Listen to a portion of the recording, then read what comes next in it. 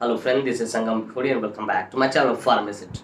Friends, in this video I am going to talk about overall L tablet. So friends, without wasting any more time, we should start.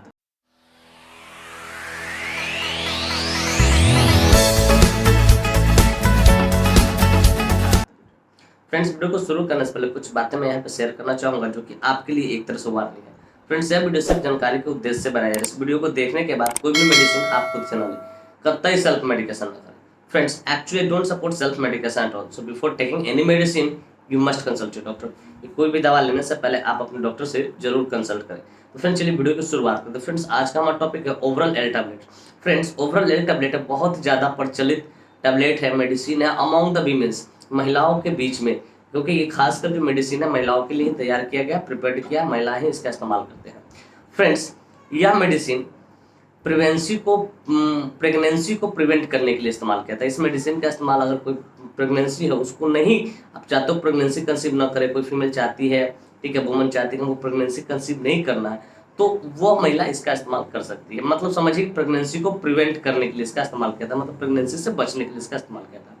Friends, यह medicine contraceptive pills category से belong करता है। जाहिर सी बात है, मैंने इस term का इस्तेमाल किया तो मेरे व्यूअर्स पूछेंगे sir what is the exact meaning of contraceptive pills.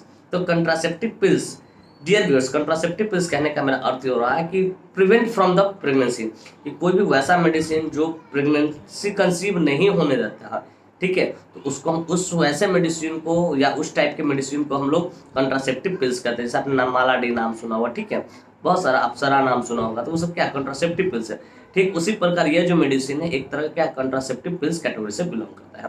तो डियर व्यूअर्स, मैं उम्मीद करता हूँ कि ये बातें आपको अच्छे से समझ में आए कि कौन सा कंट्रासेप्टिव पिल्स कैटेगरी क्या होता है। फ्रेंड्स, ये बात करना चाहे कौन सी कंपनी इसको मैन्युफैक्चर करती है, क्या इसके अंदर मॉलिक्यूल्स पाए जाते हैं, क्या इसके यूसेज होते हैं, क्या इसके कंट्राइंडिकेशन होते हैं, क्या इसके साइड इफेक्ट और क्या इसके डोज होते हैं, इन सारी बातों को हम लोग समझेंगे इस वीडियो में बहुत डिटेल से। Friends, I will make you understand each and everything in a very simple way. Friends, मैं यहाँ पे हर एक चीज़ों को बहुत शानदार तरीके से, बहुत सस्ता भर तरीके से समझाऊंगा। तो friends, first of all I would like to talk about which company manufactures it. Friends, सबसे पहले हम ये बात करना चाहें कौन सी कंपनी इस मेडिसिन को मैन्युफैक्चर करती है। तो फ्रेंड्स, इस मेडिसिन को फाइजर फार्मास्यूटिकल इंडस्ट्री द्वारा मैन्युफैक्चर किया था, जो कि around the world, around the India, Bharat के चारों तरफ कोने कोने में कह सकते हो कि एक प्रसिद्ध फार्मास्यूटिकल इंडस्ट्री है, बहुत लोग नाम इनका जानते हो, ठीक है। Friends, this medicine is basically manufactured by Pfizer pharmaceutical industry. Friends, इसके एक स्ट्रिप में 5 नहीं, 10 नहीं, 15 नहीं, 20 नहीं, 21 टैबलेट्स आते हैं। कितने? 21 टैबलेट्स आते हैं, जिसकी कीमत मार्केट में लगभग 70 से लेकर 80 रुपये के आसपास होती है और उतने में अवेलेबल हो जाती है। मैं एक एस्टिमेटेड प्राइस बता रहा हूँ फ्रेंड्स, एग्जैक्ट प्राइस नहीं बता रहा हूँ, आप अपना देख लेना, क्योंकि time to time price vary करता है, इस बात को याद रखिएगा। तो फ्रेंड्स, मैं उम्मीद करता हूँ ये बातें आपको अच्छे से समझ में आ गई, कौन सी कंपनी इसको मैन्युफैक्चर करती है, क्या इसके एस्टिमेटेड प्राइस होते हैं और इसके एक स्ट्रिप में कितने टैबलेट्स आते हैं। फ्रेंड्स, चलिए नेक्स्ट हम लोग बात करना चाहेंगे which molecule is basically found in this medicine. Basically ये जो मेडिसिन होता है, ठीक है, ओवरऑल एल, इसके अंदर कौन सा मॉलिक्यूल्स पाता है। तो फ्रेंड्स, बेसिकली इसके अंदर 2 मॉलिक्यूल्स पाए जाते हैं, दोनों अलग अलग अमाउंट होता है, अमाउंट में यहाँ पे लिख दूंगा, ठीक है। नंबर 1 है इथेनिल एस्ट्राडायोल, इथेनिल एस्ट्राडायोल। फिर कहते हैं सेकंड है लिवोनॉर्जेस्ट्रॉल, लिवोनॉर्जेस्ट्रॉल। ये दोनों का अलग अलग काम होता है, जरा इसको समझना इस बात को। मैंने बताया इथेनिल एस्ट्राडायोल, जिसको दूसरे शब्दों में बोल सकते हैं एस्ट्रोजन भी लोग बोलते हैं, ठीक, क्या बोलते हैं? एस्ट्रोजन।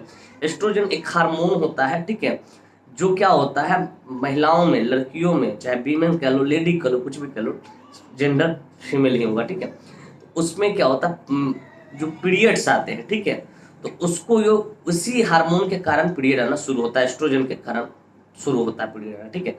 तो ये उसको कंट्रोल करने का काम करता है, उसको ठीक करने का काम करता है इथेनिल एस्ट्राडायोल के काम। एक इथेनिल एस्ट्राडायोल को समझो, सिंपली समझो कि एक तरह का एस्ट्रोजन है, ये हार्मोन है, ठीक है, उसको ये कंट्रोल करने का काम करेगा, एस्ट्रोजन हार्मोन के, जिसके कारण क्या होता है लड़कियों में पीरियड आना शुरू होता है, महिलाओं में पीरियड आना शुरू होता है। पीरियड की रिस्पॉन्सिबल यही हार्मोन होता है। सेकेंड मैंने बताया लिवोनॉर्जेस्ट्रोल।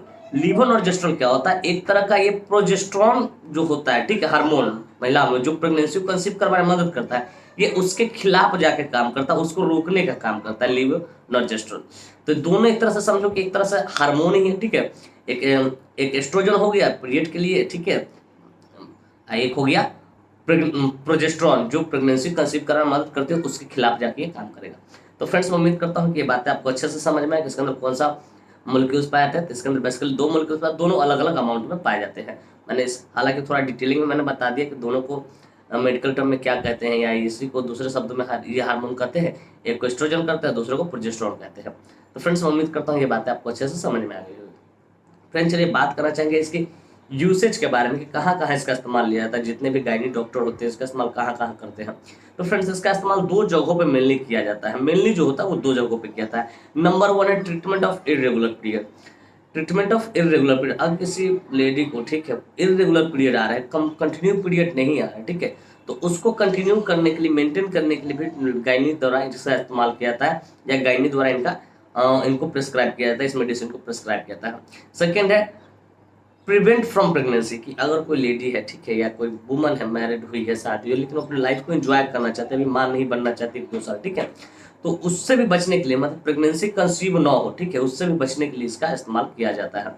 तो बेसिकली इसके 2 ही पर्पस होते हैं। एक होता है इरेगुलर पीरियड को ठीक करने के लिए, और दूसरा होता है प्रिवेंट फ्रॉम प्रेगनेंसी, कि अगर बच्चे को जन्म देना भी नहीं चाहते हैं, कुछ अपनी लाइफ को एंजॉय करना चाहते हैं, तो उस समय तक आप इसका इस्तेमाल कर सकते हैं। तो फ्रेंड्स बेसिकली इसका 2 ही यूज है, एक प्रेग्नेंट ना होने के उद्देश्य से इसका इस्तेमाल करना, और दूसरा पीरियड को सही करने के उद्देश्य से इसका इस्तेमाल करना। तो फ्रेंड्स मैं उम्मीद करता हूँ इसकी यूसेज आपको बढ़िया से अच्छे से शानदार तरीके से समझ में आ गया। फ्रेंड्स चलिए बात करना चाहिए इसका मोड ऑफ एक्शन के बारे में। फ्रेंड्स इसका मोड ऑफ एक्शन बड़ा शानदार होता है, देखिए थोड़ा मैं समझाता हूँ कैसे काम करता है। कहते हैं it works by stopping the release of egg, stopping the release of and stop या कहते हैं कि reduce the movement of sperm. Okay, ये 2 तरह ऐसे काम करता है कि ये क्या करता है कि एग जो होता है ठीक है उसको रिलीज नहीं होने देता है। जो महिलाओं का जो ओवा, आपने नाम सुना होगा अंडाणु, ठीक है, उसको एग को रिलीज नहीं होने देता है। जब एग रिलीज नहीं होगा तो क्या होगा, जाहिर सी बात है फर्टिलाइजेशन नहीं होगा, फर्टिलाइजेशन नहीं होगा तो प्रेग्नेंट नहीं होगा। और एक और काम करता है कि ये क्या करता है कि जो यूटेरस का जो रास्ता होता है ठीक है, सर्विक्स के बाद से जो शुरू होता है, उसमें क्या करता है ये थिक म्यूकस को तैयार कर देता है, जिसके कारण जब स्पर्म जाता है ठीक है, सीमेन जब जाता है तो स्पर्म क्या होता है तैरना शुरू करता है, तो उसका मूवमेंट रुक जाता है, जितना तेज से चलना चाहिए वो धीरे हो जाता है। उसमें पूरी तरह से जब म्यूकस भर जाता है ठीक है, तो जाहिर सी बात है कि म्यूकस भर जाएगा तो रास्ता बंद हो जाएगा, जिसके कारण क्या होगा कि स्पर्म जो है पूरी तरह से स्विम करके नहीं जा पाएगा, कहाँ पे, अंडाणु में, एक के पास नहीं जा पाएगा, और उसी में देहांत हो जाएगा उसका। तो ये इस तरीके से काम करता है। क्या करता है, सर्विक्स के बाद वाला जो यूटेरस का रास्ता होता है उसमें थिक म्यूकस को तैयार करता है, एक को फर्टिलाइज नहीं होने देता है, एक को रिलीज नहीं करने देता है। स्पर्म जो जाता है उसके मूवमेंट को, तेजी को, गति को क्या करता है, धीमा कर देता है, इसके कारण स्पर्म पहुंच नहीं पाता, वहीं पे उसका देहांत हो जाता है। तो फ्रेंड्स इस तरीके से ये काम करता है, इसका मोड ऑफ एक्शन इस तरीके से कुछ होता है। तो फ्रेंड्स मैं उम्मीद करता हूँ उसको मोड ऑफ एक्शन आपको बढ़िया से अच्छे से शानदार तरीके से समझ में आ गया। फ्रेंड्स चलिए बात करना चाहेंगे इसके कंट्राइंडिकेशन के बारे में। Friends without knowing contraindication we should never ever administer any drug any medicine to anyone, कि बिना कंट्राइंडिकेशन जाने कभी भी किसी को भी कोई भी मेडिसिन आप एडमिनिस्टर न करें, इस बात का आपको बखूबी ख्याल रखना है। तो फ्रेंड्स नंबर 1 कंट्राइंडिकेशन है प्रेग्नेंट लेडी। अगर कोई लेडी प्रेग्नेंट हो चुकी है, प्रेगनेंसी कंसीव कर चुकी है, तो उसको आपको नहीं देना है, याद रखिएगा। फिर कहते हैं ब्रेस्ट फीडिंग मदर, कि अगर कोई महिला या स्त्री अपने बच्चे को स्तनपान कराती है, दूध पिलाती है, तो उसको भी आपको नहीं देना है। फिर कहते हैं अगर किसी वुमन का एज ओवर 35 है, मतलब 35 से ज़्यादा है, तो बिना गायनी से कंसल्ट किए, गायनिकोलॉजिस्ट से कंसल्ट किए आप इस मेडिसिन को एडमिनिस्टर नहीं करना है। हालांकि ये मेडिसिन तो गायनिकोलॉजिस्ट ही एडमिनिस्टर करेंगे। फिर हार्ट फेलियर या हार्ट अटैक, किसी को हार्ट फेलियर या हार्ट अटैक का शिकायत है तो उसको भी आपको नहीं देना है। फिर कहते हैं यूटेरस कैंसर या सर्विक्स कैंसर, अगर किसी पेशेंट की हिस्ट्री में आपको यूटेरस कैंसर मिलता है या सर्विक्स कैंसर मिलता है तो उसको भी आपको नहीं देना है। तो फ्रेंड्स बेसिकली ये कुछ ऐसे कॉन्ट्राइंडिकेशन होते हैं। इस तरह का कोई भी हिस्ट्री आपको मिले, कॉन्ट्राइंडिकेशन मिले, तो इन पेशेंट को आपको नहीं देना, इस बात को बखूबी आपको ख्याल रखना है। तो फ्रेंड्स मैं उम्मीद करता हूँ कि इसके कॉन्ट्राइंडिकेशन भी आपको बढ़िया से अच्छे से शानदार तरीके से समझ में आ गया। फ्रेंड्स चलिए बात करना चाहेंगे साइड इफेक्ट्स के बारे में। फ्रेंड्स बेसिकली जिसका ज़्यादा कुछ साइड इफेक्ट नहीं होता, लेकिन जितने भी एलोपैथिक मेडिसिन होते हैं उसका थोड़ा बहुत साइड इफेक्ट आपको देखने को मिल ही जाता है, और थोड़ा बहुत साइड इफेक्ट होता है। तो फ्रेंड्स चलिए नंबर 1 साइड इफेक्ट इसका नोजिया, आपका क्या जी मिचलाएगा, क्या जी मिचलाएगा, उल्टी टाइप का मन करेगा, ठीक है। फिर हेडेक, आपका थोड़ा बहुत सर दर्द रहेगा। उसके बाद ब्रेस्ट पेन, आपका जो सीने है, ब्रेस्ट है, ठीक है, छाती में क्या दर्द रहेगा। तो अगर इस तरह कोई भी साइड इफेक्ट दिखे, आप तुरंत अपने डॉक्टर से कंसल्ट करें, तुरंत अपने गायनी से कंसल्ट करें, उन्हें इन्फॉर्म करें कि मैम मुझे इस तरह की परेशानी हो रही है, मुझे इस तरह की परेशानी, तो इसके लिए हो सके दूसरे मेडिसिन को ये किया अगर वगैरह जो भी हो वो अपना चला देंगे। तो फ्रेंड्स मैं उम्मीद करता हूँ कि इसके साइड इफेक्ट आपको बढ़िया से अच्छे शानदार तरीके से समझ में आएगा। फ्रेंड्स चलिए बात करना है इसके डोज के बारे में। फ्रेंड्स बेसिकली इसका जो डोज होता है, ठीक है, 1 × ODHS होता है। 1 × ODHS होता है कि 1 गोली रोज रात में खाना खा के खाना खा के लेके सो जाना है, बस एक गोली रोज का। लेकिन अब इसको हाउ टू एडमिनिस्टर आप कैसे लेते, कैसे है, इसका कितने दिनों के बाद शुरू करना होता है। तो फ्रेंड्स बेसिकली ये जो मेडिसिन है उसको थोड़ा इस बारे में जान लेते हैं, हाउ टू एडमिनिस्टर कि कैसे करते हैं एडमिनिस्टर, कब से लेते हैं, ठीक है।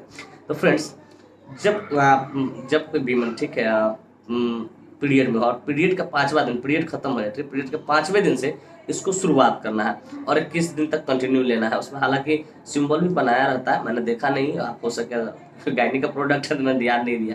तो उसमें पीरियड के 5वें दिन से इसको लेना शुरू करना है, पीरियड के 5वें दिन से इसको लेना शुरू करना है। तो फ्रेंड्स मैं उम्मीद करता हूँ, और विशेष जानकारी के लिए आप गायनी से कंसल्ट करें, ठीक है। मुझे तो जहाँ तक मेरी जानकारी थी मैंने आपको बताया, ठीक है। तो फ्रेंड्स मैं उम्मीद करता हूँ कि बातें आपको अच्छे से समझ में कि कौन सी कंपनी इसको मैन्युफैक्चर करती है, कौन सी कंपनी इसको मैन्युफैक्चर करती है, ओवरऑल एल टैबलेट क्या होता है, कौन सी कंपनी इसको मैन्युफैक्चर करती है, क्या इसके अंदर मोलिक्यूल्स पाए जाते हैं, क्या इसके यूसेज होते हैं, कैसे कंट्राइंडिकेशन होते हैं, कैसे साइड इफेक्ट और कैसे डोज होते हैं, और कब से लेना स्टार्ट करना है, ये विशेष जानकारी के लिए आप गायनी से कंसल्ट। हालांकि पीरियड के 5वें दिन से होता है, पीरियड खत्म हो जाए उसके 5वें दिन से, या पीरियड के 5वें दिन से होता है। तो फ्रेंड्स मैं उम्मीद करता हूँ ये बातें आपको अच्छे से समझ में आएगा। फ्रेंड्स मैं उम्मीद करता हूँ कि ये वीडियो काफ़ी आपको मेरे इस वीडियो से आपको बहुत कुछ सीखने को मिला होगा, और मैं ये भी उम्मीद करता हूँ कि वीडियो काफ़ी इन्फॉर्मेटिव, काफ़ी इंटरेस्टिंग, काफ़ी ज़बरदस्त लगी होगी आपको, और मेरे इस वीडियो से आपको कुछ ना कुछ सीखने को मिला होगा। Friends, if you find this video informative and interesting, hit the like button, subscribe my channel, don't forget to share it with your friends and common friends. Thank you for watching this video, bye bye, take care, फिर मिलते हैं next video में। तब तक स्वस्थ रहिए, मस्त रहिए, ख्याल रखिए अपना और अपने परिवार का। थैंक यू, धन्यवाद।